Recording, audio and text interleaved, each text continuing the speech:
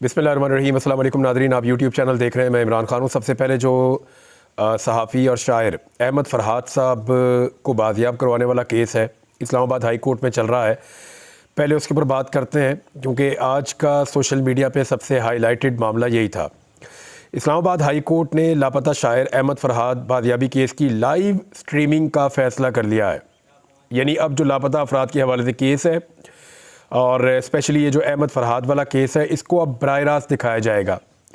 29 तारीख को इसकी अगली समाअत है और उसमें सेक्टर कमांडर इस्लामाबाद को ज़ाती हैसियत में तलब किया गया है।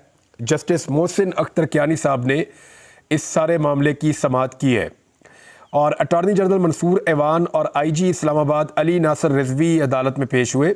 अटॉर्नी जनरल का कहना था कि कुछ CDR मिली हैं, इनसे ट्रेस कर रहे हैं, जिस पर जस्टिस मोहसिन अख्तर कियानी ने पूछा कि आप कह रहे हैं कि रियासत नाकाम हो चुकी है। अटॉर्नी जनरल ने जवाब दिया कि अभी रियासत नाकाम नहीं हुई, जिस पर जस्टिस मोहसिन अख्तर कियानी ने रिमार्क्स दिए कि रिकवर करना रियासत की मजबूरी है वरना रियासत की नाकामी है। अदालत ने दरियाफ्त किया कि सेक्रेटरी दिफा आए हैं, जिस पर अटॉर्नी जनरल ने बताया कि सेक्रेटरी दिफा आज नहीं आए, उनका ऑर्डर नहीं था लेकिन वो आ जाएंगे।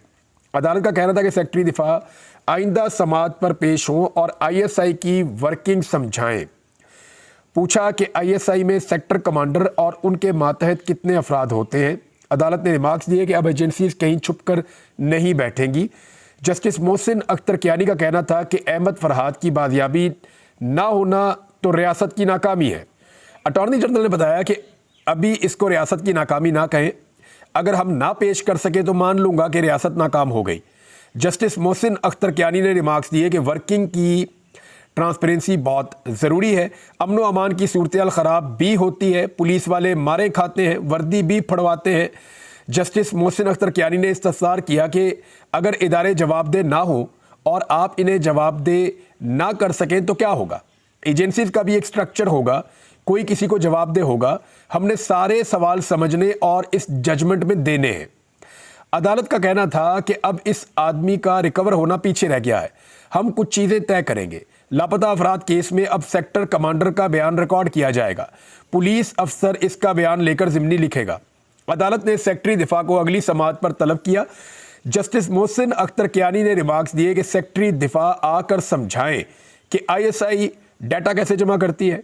अदालत को बताया जाए कि सेक्टर कमांडर के नीचे कितने लोग काम करते हैं। जस्टिस मोहसिन अख्तर कियानी का कहना था कि हमारा मानना है सारे इदारे कौम को जवाब दें, दूसरे इदारों के लोगों से पूछें तो कभी मुअत्तल हुए हैं, वो कभी नहीं हुए होंगे। मोहसिन अख्तर कियानी ने कहा कि मगर पुलिस वाला बताएगा कि 24 बार 38 बार मुअत्तल हुआ हूँ। अब हम पूरे पाकिस्तान में लापता होने वाले अफराद के लिए मैकेनिज्म बनाएंगे। जस्टिस मोहसिन अख्तर कियानी ने रिमार्क्स दिए कि जज ने कानून देखकर फैसला करना है, बंदा बाजियाब कर लेना मामले का हल नहीं है। अगली तारीख में बताएं कि कौन से कानून के जरिए एजेंसी रेगुलेट होती है। जस्टिस मोहसिन अख्तर कियानी ने रिमार्क्स दिए कि जो प्रोटेक्टेड इंफॉर्मेशन होती है जज उसको शेयर नहीं करता। एक मिसिंग पर्सन के केस में सेक्रेटरी दिफा और सेक्रेटरी दाखिला को करोड़ करोड़ रुपए जुर्माना किया था।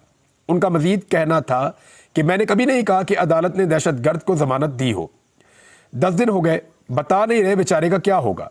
जस्टिस मोहसिन अख्तर कियानी ने रिमार्क्स दिए कि अदालती मावनीन भी मुकर्रर किए जाएंगे, वो सहाफ़ियों में से भी होंगे। साबिक IGs को भी दावत दूंगा। अहमद मीर वहाँ पे अदालत में मौजूद थे, उन्होंने बताया कि सहाफ़ियों को मुल्क में मुश्किलात का सामना है। आपके रिमार्क्स के बाद वज़ीर कानून ने प्रेस कॉन्फ्रेंस की और पैमरा का नोटिफिकेशन है कि अदालती कार्रवाई अब नशर नहीं की जा सकती। तो जस्टिस मोहसिन अख्तर कियानी ने रिमार्क्स दिए कि वो नोटिफिकेशन मेरे लिए नहीं है। अहमद मीर ने बताया कि नोटिफिकेशन के मुताबिक सिर्फ लाइव स्ट्रीमिंग की रिपोर्टिंग की जा सकेगी। इस पे जस्टिस मोहसिन अख्तर कियानी ने कहा कि जो भी मिसिंग पर्सन का केस इस अदालत में लगेगा उसकी लाइव स्ट्रीमिंग की जाएगी। मजीद रिमार्क्स दिए कि मिसिंग पर्सन के केसेस में लार्जर बेंच बनना चाहिए ताकि मामला हल किया जा सके। जस्टिस मोहसिन अख्तर कियानी ने इस्तफसार किया कि SSP ऑपरेशन कहाँ है। SSP ऑपरेशन अदालत में पेश हो गए। SSP ऑपरेशन ने अदालत को बताया कि लोकेशन ट्रेस कर ली गई है, टीम वहां पर मौजूद है, जिस पर जस्टिस मोहसिन अख्तर कियानी ने इस्तफसार किया कि आप किस एजेंसी की मावनत हासिल कर रहे हैं। SSP ऑपरेशन ने बताया कि पुलिस IB से मावनत हासिल कर रही है। उन्होंने पूछा कि ISI और MI शामिल नहीं है। जस्टिस मोहसिन अख्तर कियानी ने अपनी अदालत की कार्रवाई बराह रास्त नशर करने का फैसला कर दिया और अहमद मीर साहब ने वहाँ ये बताया कि पैमरा के जरिए मीडिया से ऐलान जंग कर दिया गया है। उन्होंने सवाल उठाया कि इस अदालत की कार्रवाई क्या मीडिया पर रिपोर्ट हो सकती है, जिस पर रिमार्क्स दिए जज साहब ने कि मीडिया को बिल्कुल रिपोर्ट करने की इजाज़त है। पैमरा का ऑर्डर मेरे सामने नहीं, हम आइंदा इस अदालत की कार्रवाई लाइव दिखाएंगे। जज साहब ने कहा कि इस अदालत के मिसिंग पर्सन के केसेस लाइव दिखाने का ऑर्डर जारी करूंगा। ये बहुत मुश्किल वक्त है, हम सब एक आदमी के लिए नहीं बल्कि पूरे मुल्क के लिए खड़े हैं। जज साहब ने रिमार्क्स दिए कि गुज़िश्ता 3 सालों में जो कुछ हुआ वो सबके सामने है। एक टीम जो काम करके गई थी, दूसरी टीम ने उसे मुलजिम बना दिया। और जस्टिस साहब ने यह कहा कि हम अदालती मावनीन मुकर्रर करेंगे। हामिद मीर साहब से भी कहेंगे कि अदालत की मावनत करें। पैमरा की जानिब से अदालती कार्रवाई की रिपोर्टिंग पर पाबंदी के मामले पर जज साहब ने कहा हम ऑर्डर जारी करेंगे, हम समात लाइव करेंगे। उन्होंने मार्क्स दिए कि जबरी गुमशुदगी कमीशन की रजिस्ट्रार को बुलाया था, अफसोसनाक कारकर्दगी है, वो उधर से भी मान रहे होते हैं और बंदा भी नहीं छोड़ रहे होते। उन्होंने कहा कि ये जो इस्तिस्ना मिला हुआ है ना, इसी इस्तिस्ना को ही ख़त्म करना है। मजीद कहा कि या तो एजेंसियों को कानून साजी करके 6-6 माह का आप इख्तियार दे दें। तो इस पर अटॉर्नी जनरल ने कहा कि जी एजेंसियों के पास ऐसा इख्तियार नहीं है, जिस पर जस्टिस मोहसिन अख्तर कियानी का कहना था कि आइन इन बाकी चीज़ों की भी इजाज़त नहीं देता जो इस वक्त हो रही हैं। फिर अदालत ने एसएसपी ऑपरेशन को सेक्टर कमांडर का बयान रिकॉर्ड करने का हुक्म दिया। जस्टिस मोहसिन अख्तर कियानी का कहना था कि सेक्टर कमांडर अगली समात पर ज़ाती हैसियत में पेश हों। और उन्होंने कहा, रिमार्क्स दिए कि मेरा यह मानना है कि सेक्टर कमांडर एक एसएचओ के बराबर है। और ये डॉन न्यूज़ से मैंने सारा आपको रिपोर्ट किया है, डॉन न्यूज़ के ऊपर ये ऐसे ही छपा हुआ है, बाकी सबके सब ने इसको छापा है, इसके ऊपर लिखा है। उन्होंने कहा किसी को शर्मिंदगी नहीं होनी चाहिए अदालत में पेश होते हुए, एक एसएचओ के बराबर है सेक्टर कमांडर। ये जस्टिस मोहसिन अख्तर कियानी साहब ने कहा। बाद अदालत ने केस की समात 29 मई तक मुलतवी कर दी। जज साहब ने यह भी कहा कि मैं वो आखिरी आदमी होऊंगा जो किसी बावर्दी अफसर की बेइज्जती करूंगा। आईएसआई की इंटरनल वर्किंग कैसी है, क्या रियासत के फंड्स इस्तेमाल होते हैं, ये भी जज साहब ने पूछा। अब मामला ये है कि सहाफ़ियों का ये मानना है, मैं इस्लामाबाद में मौजूद था, सब ये कह रहे थे कि जो पैमरा का एक नोटिफिकेशन आया, ये जो पिछली समात हुई थी शायर के बाजियाबी के लिए, और जो रिमार्क्स दिए थे जस्टिस मोहसिन अख्तर कियानी साहब ने, वो रिमार्क्स रिपोर्ट होने के बाद ये पाबंदी आयद की गई पैमरा की जानिब से कि अब अदालती कार्रवाई को रिपोर्ट नहीं किया जा सकेगा जब तक कि लाइव स्ट्रीमिंग ना हो। तो वो एक मिसाल है, वो इतनी अच्छी तो नहीं है कि आप नमाजें बख्शवाने गए और रोज़े गले पड़ गए, ये एक मिसाल है। या आप ये कह लें कि एक काम करने के लिए गए थे, दूसरा काम गले पड़ गया। अब हुआ ये कि पैमरा के ज़रिए से कोशिश की गई कि आइंदा अदालती कार्रवाई रिपोर्ट ना हो, उल्टा ये हो गया, अदालत ने हुक्म जारी कर दिया जब कार्रवाई ही हम लाइव दिखाएंगे। अब उसकी लाइव स्ट्रीमिंग होगी, सारी दुनिया उसको देखेगी, टेलीविज़न के ऊपर वो चलेगी। तो एक काम ये हुकूमत करती है, दूसरा काम गले पड़ जाता है, और बड़ी अजीब सूरत है। इसके ऊपर जो है वो एक हसनात मलिक साहब का बयान है कि एक्चुअली जजेस के और इंतज़ामिया के बीच में इस वक्त चल क्या रहा है। हसनात मलिक साहब ये कह रहे हैं कि हुकूमत ने जजेस से रब्ता किया है, लेकिन जजेस की तरफ से अच्छा रिस्पॉन्स नहीं मिला। इस्लामाबाद हाई कोर्ट में इस वक्त वादे तौर पर हुकूमत और मुक़तदरा को परेशानी का सामना है। इसी वजह से जजेस के खिलाफ कंपेन चलाई जा रही है ताकि जजेस प्रेशर में आकर बातचीत करें, यानी प्रेशर में आएंगे, कोई ऐसी बात करेंगे जिसके ऊपर फिर तनकीद करने का मौका मुखालिफिन को या अपने आप को विक्टिम शो करने का एक मौका मुखालिफिन को मिलेगा। तो ये हसनात मलिक साहब ने कहा। इसके बाद एक और बड़ा स्टेटमेंट है जो chief justice Lahore high court ने दिया है। अभी तक आप इस्लामाबाद हाई कोर्ट में थे और वहाँ पे एक और चीज़ हो गई है, जो पैमरा का नोटिफिकेशन था सारा का सारा मीडिया उसके खिलाफ हो गया। ये नोटिफिकेशन आ क्यों रहा है, ज़रा इसको आप समझें। ये ऐसी चीज़ें अब क्यों करनी पड़ रही हैं, मीडिया को क्यों दबाना पड़ रहा है। सोशल मीडिया के खिलाफ बड़े खौफनाक कवानीन बनाए जा रहे हैं, हद तक इज़्ज़त वाले कवानीन जो है उनको तैयार किया जा रहा है, जो आइन से मुतसादम चीज़ें हैं उनमें शामिल की जा रही हैं। सहाफ़ियों को लगातार दबाया जा रहा है, उनके ऊपर दबाव डाला जा रहा है, उनको नौकरी करने से रोका जा रहा है। मेरे पास 1.5-2 साल से नौकरी नहीं है। आरिफ हमीद भट्टी साहब हैं, वो अभी नौकरी से निकाले गए हैं। हालांकि टीवी चैनल हमें काम देना चाहते हैं, उन्हें पता है कि वो हमें काम देना चाहते हैं, वो कहते भी हैं, लेकिन वो कहते हैं जी एनओसी नहीं है हमारे पास कि आपको ऑन एयर करना है या नहीं करना। तो ये कब तक रहेगा, कभी ना कभी ये मामला ख़त्म हो जाएगा। हमें यही काम करना होता है, हम फिर टीवी चैनल पे जाके मुख्तलिफ अखबारात में टीवी चैनल्स के ऊपर हम यही काम कर रहे होंगे। अब मामला ये है, ये हो क्यों रहा है, इसको समझिए ज़रा। 2 साल में जो गुज़िश्ता 2 साल के अंदर झूठे मुकदमे और नाइंसाफ़ियों का जो गंद मारा गया है ना, 2 साल के अंदर जितने झूठे मुकदमे और नाइंसाफियों का एक कचरा फैलाया गया है, एक गंद मारा गया है, अब उस गलाजत के अंदर से ताफुन उठ रहा है और वो किसी से भी बर्दाश्त नहीं हो रहा। 2 साल तक जो करना था तो वो तो कर लिया, लेकिन जैसे ही अदलिया ने अंगड़ाई ली, अदलिया जागना शुरू हुई, तो अब वो गंद सबके सामने आ रहा है अदलिया के फैसलों की सूरत में और जजेस के रिमार्क्स की सूरत में। अब वो मामला ये नहीं है कि सारे लोग गिरफ्तार हो जाएंगे। जिन लोगों ने ये गलत किया उनमें बहुत सारे लोग आप सामने से आप जानते हैं, बहुत सारों को आप जानते नहीं, वो पीछे रह के काम करते हैं, लेकिन सबको सजा तो नहीं हो सकती ना। हाँ, ये जरूर है जो बेगुनाह लोग हैं वो बच जाएंगे, लेकिन जिन लोगों ने ये सारा गंद मारा है, जिस गलाजत में से अब ताफुन उठ रही है, जिस गलाजत में से अब ताफुन उठ रहा है, वो लोग एक्सपोज हो जाएंगे, बेनकाब हो जाएंगे।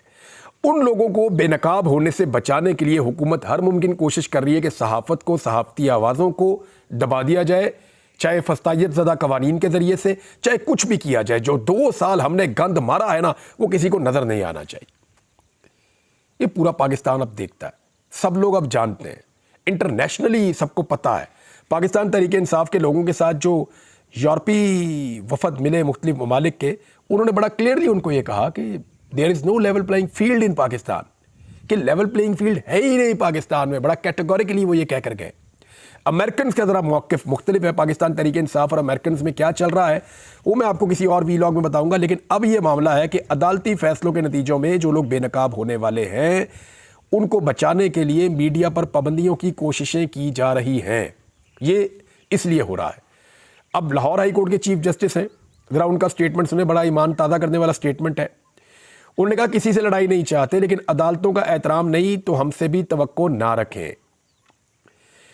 पंजाब जुडिशल एकेडमी में प्री सर्विस ट्रेनिंग के जो ट्रेनिंग कोर की इख्तितामी तकरीब से खिताब करते हुए chief justice Lahore high court Malik Shahzad Ahmad Khan sahab का कहना था कि अदल करना बहुत बड़ी जिम्मेदारी है। जजेस बगैर खौफ के काम करें, जज को कानून पर दस्तरस होनी चाहिए और जज को किसी के प्रेशर में नहीं आना चाहिए।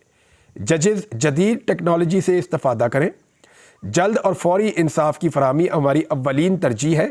पंजाब में वीडियो लिंक के जरिए समाअत का आगाज़ करेंगे।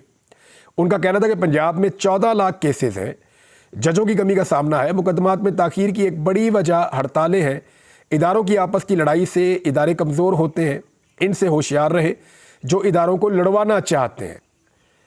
और उन्होंने कहा हमारे दिल में वकला का बड़ा एहतराम है, किसी बार के साथ या किसी इदारे के साथ लड़ाई नहीं चाहते, लेकिन ताली दोनों हाथों से बजती है।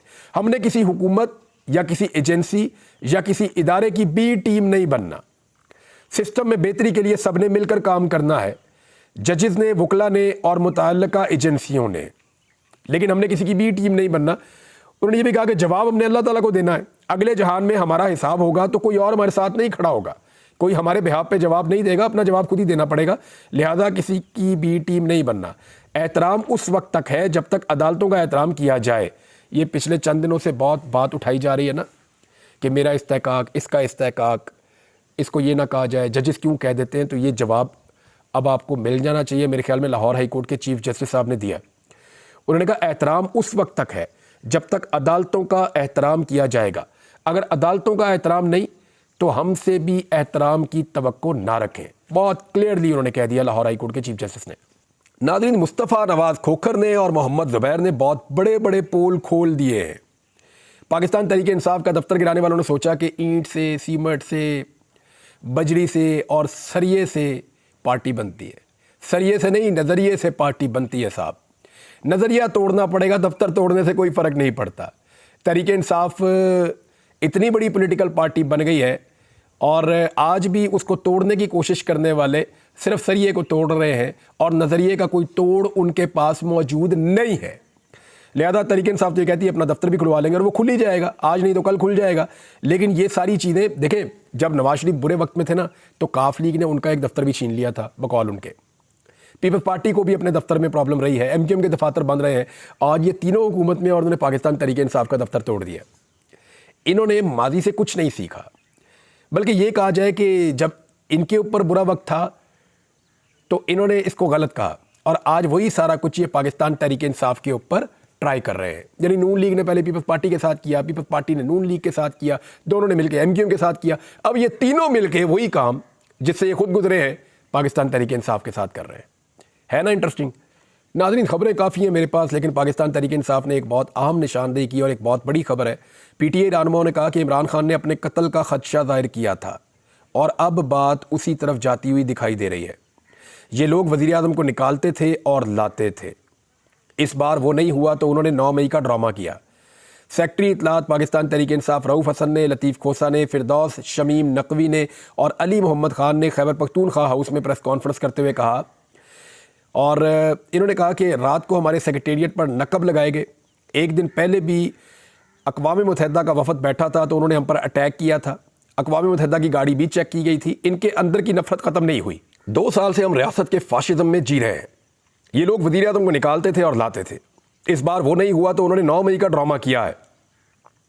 उन्होंने अपना रवैया बरकरार रखा 1 साल तक और वक्तन फ़वक्तन इसमें शिद्दत आती रही। इलेक्शन में जिस तरह से अवाम ने इमरान खान को वोट दिया वो आपके सामने है। इन्होंने तमाम हथकंडे अपनाकर देख लिए, मगर इस लीडर की ताकत दिन ब दिन बढ़ती रही। ना ये खान साहब को मजबूर कर सके और ना ही पार्टी को। इमरान खान ने कहा था कि इनके पास एक ही रास्ता रह गया है कि अब ये हमें कत्ल कर दे, और ये बात अब उसी तरफ जाती हुई दिखाई दे रही है। जब आप स्कूल में थे तब इमरान खान दुनिया भर में पाकिस्तान का झंडा लेकर फिरता था। अफसोस ये कौम कब तक अपने लीडर्स को बलि चढ़ते हुए देखेगी। हमारे वर्कर के साथ क्या कुछ नहीं हुआ। यास्मीन राशिद साहबा की उन्होंने मिसाल दी, 80 साल कैंसर की मरीज़ हैं, वो बेड पर पड़ी हैं। आप क्या समझते हैं कि शारक पर हमला करके रऊफ़ हसन को डरा देंगे? तो ये नहीं हुआ। एक चीज़ मैं आपको बताऊं, यास्मीन राशिद साहबा से मेरी बात होती थी जब नवाज शरीफ साहब अस्पताल में थे, तो मुझे क्योंकि उस वक्त शक था कि प्लेटलेस वाला मामला मशकूक है, तो मैंने उनसे बात की। उन्होंने कहा, इमरान जो भी है, मैं एक डॉक्टर भी हूँ और एक इंसान भी हूँ। नवाज शरीफ अस्पताल में मौजूद है, जब तक वो अस्पताल में दाखिल है मेरी रिस्पॉन्सिबिलिटी है और मैं सबको कहूँगी कि उसका भरपूर ख्याल रखा जाए। ये डॉक्टर यास्मीन राशिद है और उनके साथ उसी नवाज शरीफ की बेटी क्या कर रही है आपके सामने। अब तक लेते हैं, अपना ख्याल रखिएगा, अपने इस चैनल का भी। अल्लाह हाफ़िज़।